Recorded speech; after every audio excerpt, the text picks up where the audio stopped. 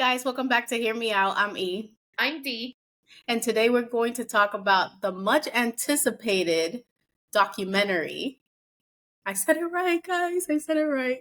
The David Beckham documentary, which is called Beckham. It's on Netflix. It's a 4-part series, about an hour and 15, or hour and 20 minutes long, filled with basically David Beckham's life. Of course, Posh Spice, Victoria Beckham, makes an appearance. And it's just a fantabulous, I know that's not a word. So today we're going to go over what we thought about the documentary. We're going to give you a brief synopsis and, hopefully you guys watch it. I'm not a soccer fan, but Dee told me to watch it partly because, I watched it because I'm scared of her. But Great. also, she has good recommendations every now and then. It's a really good documentary and you guys should definitely watch it. So the synopsis is Beckham is a new docuseries on Netflix that traces David's rise from his humble beginnings in East London to international sports superstar. He's played for the very best teams, 11 years for Manchester United, then Real Madrid, LA Galaxy, AC Milan, and Paris St.Germain. He is the founder of Inter Miami CF. Sorry, I was going to say FC. You can't miss them with their pink jerseys and their recently acquired Lionel Messi. Everybody in Miami is all Lionel Messi. Lionel. All the ticket prices went up. I guess I'm kind of hyped a little and I want to go now because of this documentary. Wow. I was influenced. That's how people get influenced, guys. But it is what it is. He is also one half of one of the most enduring celebrity marriages. Of course, his wife, Victoria Beckham, is known around the world for her fashion brand and years as Posh Spice, for the Spice Girls, of course. Together, they've raised 4 children and built a life across continents and professions. So what do we think about it? It was long, but it was short, but it was great. And it had so much information. It really was. It was quite long, like a lot longer than, I had expected. But for me, I didn't really feel like, oh, it's still going, or, I was like, good. Like I was enjoying it enough. So I think I'd like to, like, just before I give my full thoughts, just give a little bit of like information on the actual documentary itself, because it is directed by Fisher Stevens, and he is an actor as well, but an accomplished documentarian since he's done other award-winning docs. And so, it basically explores in part how the football star became a vehicle for national pride and outrage. Viewers see how the inextricable ideologies of hegemonic masculinity and nationalism, both of which are just predicated on domination, play out in the United Kingdom's relationship with Beckham over his decades-long career. And now, he was big back like in the 90s, right? Early 2000s. So a lot of people don't know much about his accolades and stuff like that. His career as a world-famous athlete remains one for the history books. During the 90s, he joined Manchester United. He wowed his teammates, coaches, and the public with his sheer talent. He became known for his signature skill, bending, hello, Bend It Like Beckham movie, in which he... yes. Memory triggered, right? In which he kicked the ball in a way that it would curve upwards and swiftly go inside the goal. He played in World Cups and enjoyed a 4-year stint with Real Madrid. He also won 6 Premier League titles, 2 FA Cups, a Champions League title, 2 MLS Cups in the United States, a League One title in France, and a La Liga title in Spain. So he has definitely accomplished a lot. And it was, to me, a very interesting exploration of, his passion, what his life was like for so long. And it informs who he is today, which I thought was really, really cool. Interesting. You know what? I I love this documentary. To me, it felt long because Yeah. I don't know if my attention span is just different nowadays because of Netflix. I feel like I get tired within like 10 minutes. I'll be like, oh, okay, let's go check Instagram. Or, but I was like Terrible. fully entrenched in this documentary, Yeah. and I was like so into it that I was like, okay, this has to be done at this point. I was only like 30 minutes in, and there was like 45 minutes left. But it's like so dense with like information, Yeah. and I just love the way what was his name? Hugo? Hugo. Yeah, in Succession, it was Hugo. Oh, it was Hugo. See, I'm wrong for that. But Hugo, the documentarian, um, I just love the way he had like the whole feel of the documentary. I love the Yeah. close-ups of all the soccer players and their expressions. Yeah. They're like reliving it and Yeah. seeing, the back in the day clips, which I thought it was going to get a little boring because the Yeah. 90s, you could hear like the little kind of thing from back in the day. But I think it was very informative, and I just Yeah. love seeing their like expressions and kind of like reliving that past and like Yeah. providing like more details. Yeah. And you can also like feel, at least I did, I felt the agony that he felt when he was basically bullied by the peeps. Yeah. Yeah. This It, is it true. was like heart wrenching to me. Like I didn't want to continue watching it. I took a break, I think between episode 3 and 4 or 2 and 3, Two and because three. it was 2 and 3. Yeah. Just because, I feel like it was so much. And the Mhm. paparazzi, I forget back in the day, they were so invasive of Yeah. people's lives. And, we know back in the day, the Posh and the Becks, we know the Princess Diana era where, the Yeah. paparazzi frenzy, even like the early 2000s, when the Britneys and the pop stars came along, Yeah. until social media, I think kind of like made it go another way. But I Right. feel like it was so hostile. And just Oh the yeah. way, I don't even know if we can call them fanatics. I think it was just crazy. It's It really is. beyond it. I don't even know. They were more upset than he was, and he was the one losing. Yeah. No, it's and that has not changed. Let me just tell you. That has not changed. So, okay, what you referenced, right, was the situation with the English team. Um Mhm. and I have some more background and details just to give y'all context of what the documentary was, how in depth it really was. So from an early age, Beckham's father would record every game David would play, like over 1,000 tapes. That's crazy. Yeah. While David loved playing football, it was evident that his father made it more of an obsession.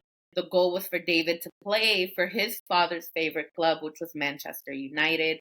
And around the age of 12 or 13, Sir Alex Ferguson, the most iconic Manchester United manager there ever was, signed him to the club. Ferguson essentially molded Beckham into the player he would become. During his first Premier League game, Beckham scored a goal so incredible that it made ripples all across the football world. Ferguson expected greatness from Beckham, and in the first two episodes, it was evident that he wasn't keen on the whole Posh and Becks headlines. Beckham and Victoria fell in love quickly, and everything from that point moved quickly for them. And so, like, it was about a year later or so where Victoria was pregnant with their first son, Brooklyn, and she told him about it the day before the biggest game of his career up until that point, which was one of the not the qualifiers, but the round of 16 games in the World Cup. So this only made Beckham actually really happy and like more filled, with joy. But things did very quickly turn for him during the game because of I'd say a mistake that he made, but was definitely not warranted to receive a red card. Definitely. Um, and from that point, his life pretty much forever changed. He'd always wanted to play for England, and they lost that World Cup match against Argentina that eliminated them from the contest. And so England fans blamed Beckham for the loss and made his life a living hell for the months that followed, months and months, going from a global icon beloved all over to a pariah in a matter of hours. Beckham became depressed and never really sought help for it. It wasn't until he publicly spoke about it during the recording of the documentary that I think he kind of was releasing, some of that stuff. But it was a lot that he went through during that period, and he never sought help for it because the British saying is keep calm, carry on, right? It's like never complain, never explain. That is what they all, not all, but most believe, or their motto. And him being so young, and Victoria mentions that in the documentary, he was a kid, and here are these grown people hanging these effigies of him that they're like literally hanging by the neck. They're spitting at him, they're throwing things at him. During matches, they would sing these very lewd songs about Victoria, knowing that she was there, knowing that, he would hear it. It was like very, very, very, very painful witnessing that, how they like talked about it, because I honestly, I mean, I don't recall any of that. Um, so that was all like new, information to me. And I felt really bad for him. Like I feel like that was such a like low point. And then knowing that he never went on to win a World Cup made me even sadder for him, because when you love that game the way that they do, these players do, that's your ultimate goal. And so, like, I'm sure for him, he would have loved to have won it with England. That, like, to this day, he's an ardent follower fan of the English national team. So yeah, so during that portion of the docu series, it was rough. It was really rough to watch it, and even more so when they had the Argentinian player that they were interviewing, and he was just like, "I don't get it. Why'd they give him a red card?" And I was just like, No, it's because it was uncalled for. As a girl who played soccer back in the day, I've done worse things and gotten yellow cards. That could have been like the oops, like I'm trying to stand up kind of thing. I'm thinking it was rigged, to be "Oh, honest. I mean, At this, like, it was just come so on, blatantly obvious.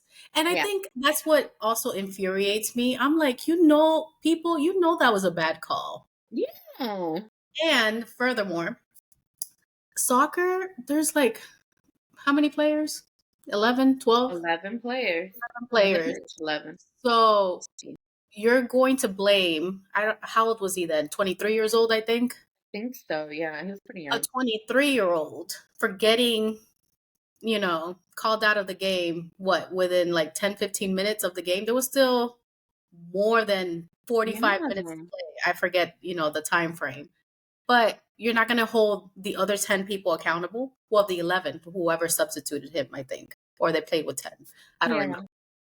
So you're not going to hold them accountable, but you made his life a living hell. right. And if you're such a fan, in my opinion, you're going to go see him in the next game. So you want to distract them and make him lose again and again and again. Like, what was the ultimate like goal? What was the objective? To get him Yeah. out? It just was ridiculous, honestly. And And when just they interviewed that guy who had the news outside of his house, and he's like, "Oh no, I borrowed it." Like, it's not mine, but it's there. And I I just wanted to punch him in the face. Not that I condone violence, but it it's was just giving my dog ate my homework vibes. yeah. I'm Okay, like, sir. I'm like, who's it bothering? How about if we do want to do that? I'm like, it's uncalled for. Yeah. No, it was a lot of it was like excessive. And, I think a lot should be said and credit should be given to David Beckham for handling things the way that he did. For Despite being, being so young. yeah, the maturity to have been able to go through that, um, it's insane. And so, and that was, obviously a huge heartbreak for him. But I think another another big heartbreak for him was when Manchester sold him Yeah, and his manager refused I to didn't talk want to to him. talk to him. I thought that was so disrespectful. I'm I like, the know. least you can do is tell me face to face, man Yeah. to man, that you don't want me here. And and if they've had this like personal relationship, kind of father son kind of Yeah. thing, be like, hey, it's not working out. Whew. But, I think from the very beginning, the coaches, the teammates, just everybody is like soccer over everything. And they Yeah. just couldn't accept the fact that, Victoria came into his life so fast and, he was trying to basically think of his life Yeah. beyond soccer, Right. after soccer. And that's not really a concept that was thought of back in the day. And I think, a lot of people should give him credit because he was a trendsetter in that way. He Yeah. made the blueprint for everybody else to get like all these endorsements and, think of life outside of soccer. Yeah. But I think who kept him sane and is the unsung hero or the hero of this whole docuseries is his family, but especially Victoria Beckham. Because hands down, Victoria. she is ride or die. She was posh, Whew. literally, like didn't talk back about the people. She supported her man, Right. even though, sometimes I was thinking, it's kind of selfish of him to just be like jumping around, going back and forth. Kinda. It was hella selfish. It was hella selfish. But I'm thinking that is that's the name of the game. That's literally what he does. Like Yeah. he plays for these teams. He has to go. He has to keep on the move. Yeah. So I just love the way that she supported him. Yeah. Um, the way she raised the family. I think to this day we haven't Yeah. heard any controversies about their kids. They seem No, not really. pretty grounded kids or Yeah. adults now. So Right. she was always with them. I guess they worked out whatever Yeah. happened, that allegation. Yeah. And she helped him follow his dreams. And I think it's sometimes hard to, kind of put your career aside a little bit because she was already famous. Right. Yeah. Um, but I don't know. I think she's so amazing. Those are goals, not Will and Jada Oh, anymore, but we're not going to talk about them. for sure. Well, so some context and background on Posh and Becks, as they were known back in the late 90s. David Beckham and Victoria Adams, aka Posh Spice. I didn't even remember that Adams was her last name. That's all I've ever known her as. Her last name. Oh, I'm sure I did during my Spice Girls obsession Yeah. era. I'm sure I did. So AKA Posh Spies were the it couple of the late 90s and early 2000s on the global stage. They got together in 1997, spending the beginning of their relationship in secret, or as secretly as they could. But it wasn't long before the media found out about their secret and immediately dubbed them Posh and Becks. They went on to have a successful marriage with 4 children. However, the documentary does touch on the scandal the couple faced in the early 2000s when David Beckham was accused of having an affair with a model while he played for Real Madrid, and Victoria was still living in London with their boys. Although they didn't really go into much detail about the scandal itself, they did discuss how difficult it was for them and how they had to fight for their family to come out on the other side. So, Which tells me what? I'm thinking that that was an instance where they overcame that obstacle because I feel like if it didn't happen, they would have denied it. Right, right. But I love that for them. I feel I like, do in too. this day and age, is that something difficult to deal with, cheating and, the repercussions and the Yeah. dynamic changing, of course.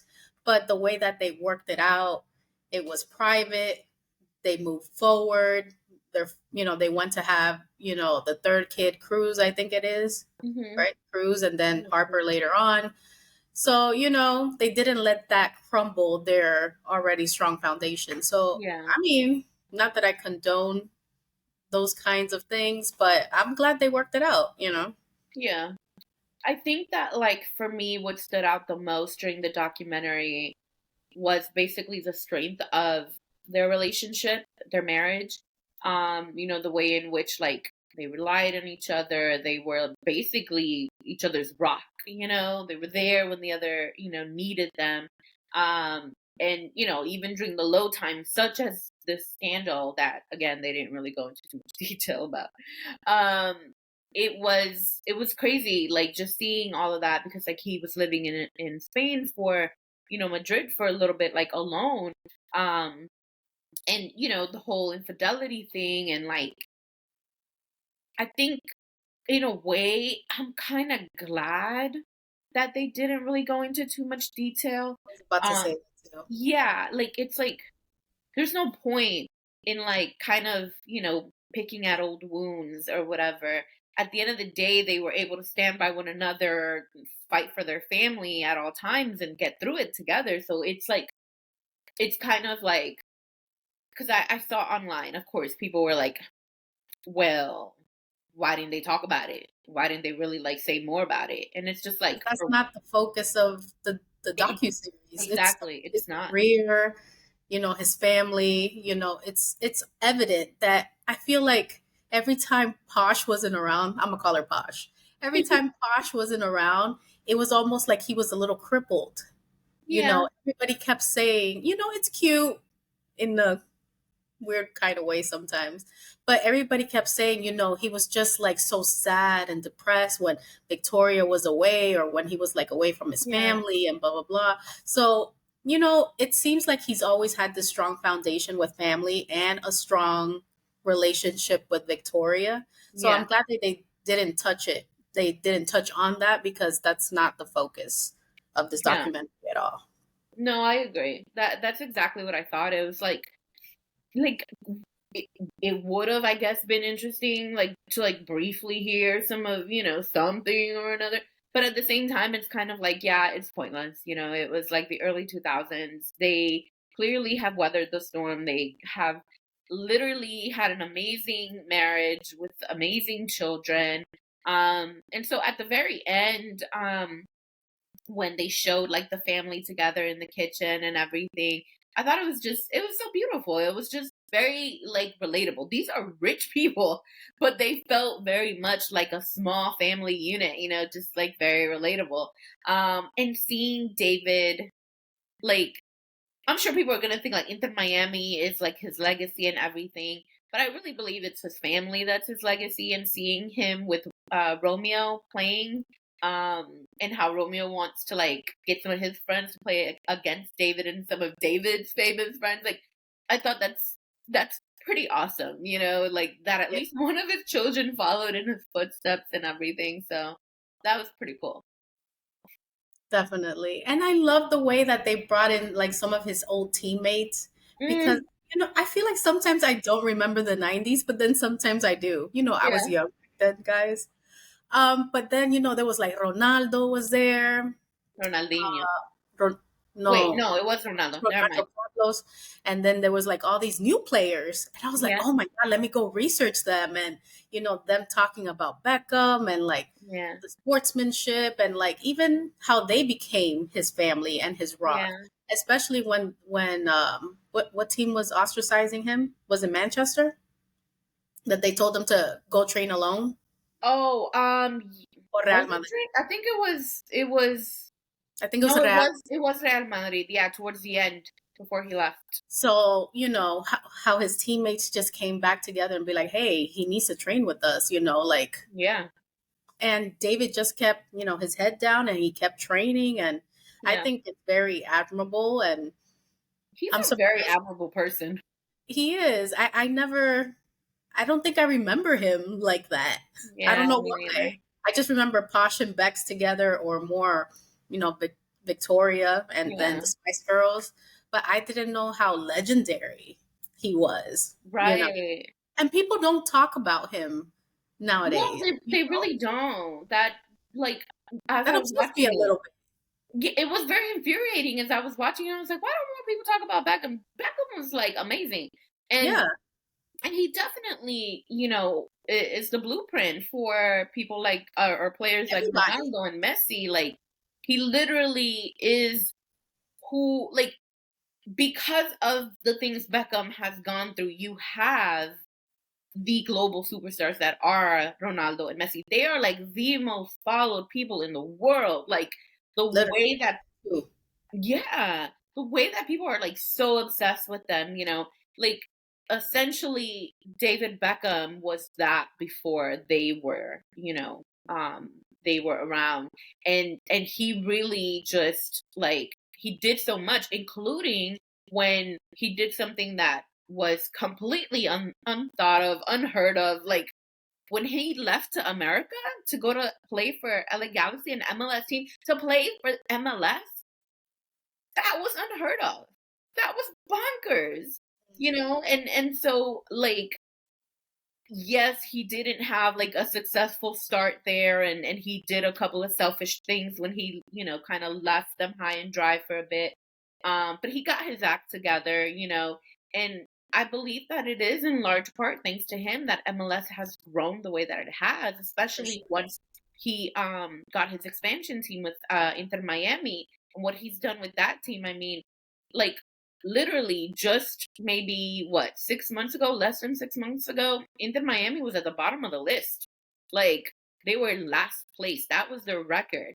Since then, they have like won a trophy already, thanks to the fact that he was able to recruit the biggest soccer player of all time, which is Lionel Messi. Granted, he's not in his prime anymore, but even in Lionel Messi's bad day, he's still having a better day than anybody else. So it's Yeah. like so, him, and that was one of, yeah, and that was one of Beckham's like goals. That was one of his dreams when he thought of like having a team. And he loves Miami so much. Miami's also his home. So like The Beckham is Becks, not, huh?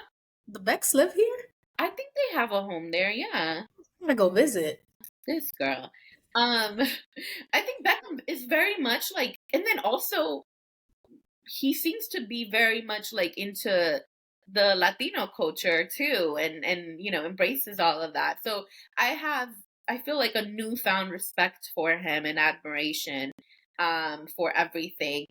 And my last thought, the way that man cleans and keeps his closet so organized. Whew, Well, I had to all replay right. that a couple times. As of what is today? 10, 11. Today's So the 20th. October 2023. Mm-hmm. Uh Inter Miami has a valuation of 600 million. I Whoa. Oh, here's the article. How David Beckham conquered MLS and created a $1 billion football club. So if that's Wow. suck it to a whole bunch of people, because even some clubs, I think I read that AC Milan was like, you guys, what, you're going to MLS? Like they're uh they're nothing. What Yeah. you doing over there? That's a joke. Da da da da da. So the fact that he's able to build this 600 million, $1 billion like Franchise. franchise, it's amazing. And like you Yeah. said, the exposure that he's bringing to MLS. As soon as Messi was acquired, how high Feel are good the story. tickets now? Yeah. The merch, everything that comes with, you know, During Messi's first game with Inter, they had to add, I think, some bleachers or seating or something because it was at capacity. It was insane. And that is in large part thanks to, David Beckham and the work that he's done to cultivate these sort of relationships, because, mhm, I feel like, especially athletes, when they're so passionate about their sports and all that, they have really competitive edges aside from just the regular being competitive for their sport, but also it's like most people don't want to think about, oh, my replacement. Most people don't want to think about like, oh, somebody that's better than me. But here he is acknowledging that this man is like who he is to the world.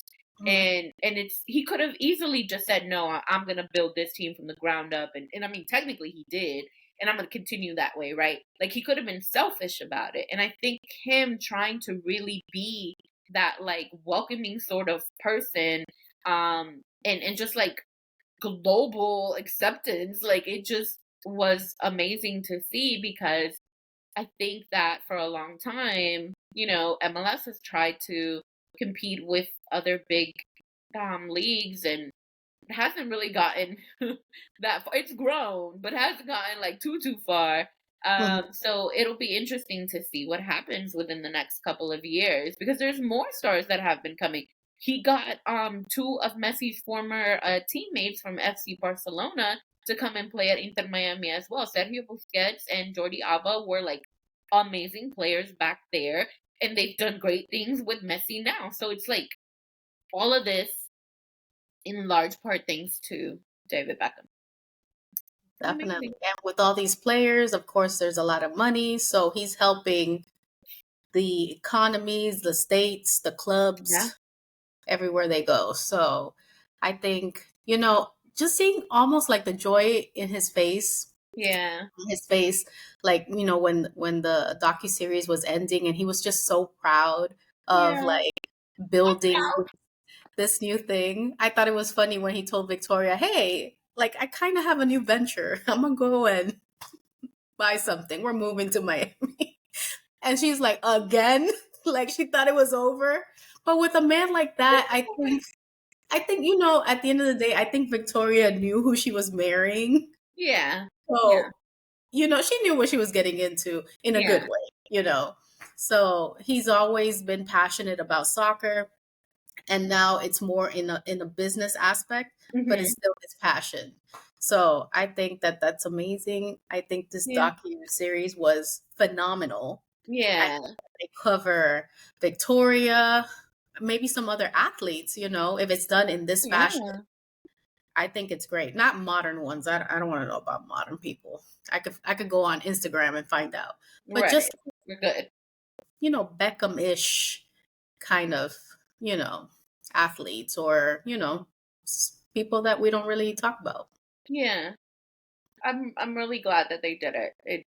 It was a great insight into them, and I love their family. They're the cutest. Oh, we didn't talk about Glenn. Glenn. Is it Hodel? Oh, The, the that guy. that guy. Let me What are just you? say that David Beckham has some real haters, some real life haters. There we go. D with the sauce. I'm So, just saying, like the way he treated him, and you a grown man, mm-hmm. and you're doing Even this to a. Victoria wanted to beat you up. I wish she would have I with her wish she would Christian have heels. too, with the Spice Anyway, Girls heels, the little platforms. Yeah, that was a um, David's mom though, I loved what she said. Like, yeah, yeah, he's on my list of people I don't like, and I was just like, yes, ma'am, that's right. Oh boy. But I just wonder, his dad has to be so proud of him, like just making his like dreams come true I and know. vicariously. I love Yeah. this documentary. Loved it. Yeah. Yeah. And it's like, at first I was like, dang, his dad seemed to be a little bit like much. But I mean, it paid off. So I guess it worked out. I think what I hope, and I don't know if they ever really mentioned it, but I hope he mended his relationship with Sir Alex Ferguson, because he was such a like pivotal person in his life. Um, and I don't know, it made me sad the way that like things ended between them during the whole Manchester run. So Yeah. hopefully they patch things up. I don't really know for certain. I'm sure they did, but I'm just hoping it really is true. They're good. So hopefully this was therapeutic for him. Yeah. I don't know. Maybe after all of this, he needs some therapy because I was depressed for at least a couple days. I'm like, I just couldn't believe he was treated that way and he was Yeah. so posh about it. Girl, that's it. It's over. Okay. That's it. We love the documentary. We definitely recommend it. Let us know in the comments, what do you think about it? We won't recommend dumb stuff, guys. So this is worth the watch. Okay. If you haven't already done so, please subscribe, turn on the notification bell so you don't miss any of our videos. Also, please share our video. We're trying to grow our community so your friends could be our friends, so we can all be friends. No. We also have social media, which Steele tell you about. So we are on Instagram and TikTok at Hear Me Out DNE. So make sure you guys follow, like, share, comment. Let us know what you're thinking. If you have any ideas or you have anything you think we should cover, let us know. We're always looking for ideas and topics. All right, guys, we'll see you next time. Peace. Bye. Bye.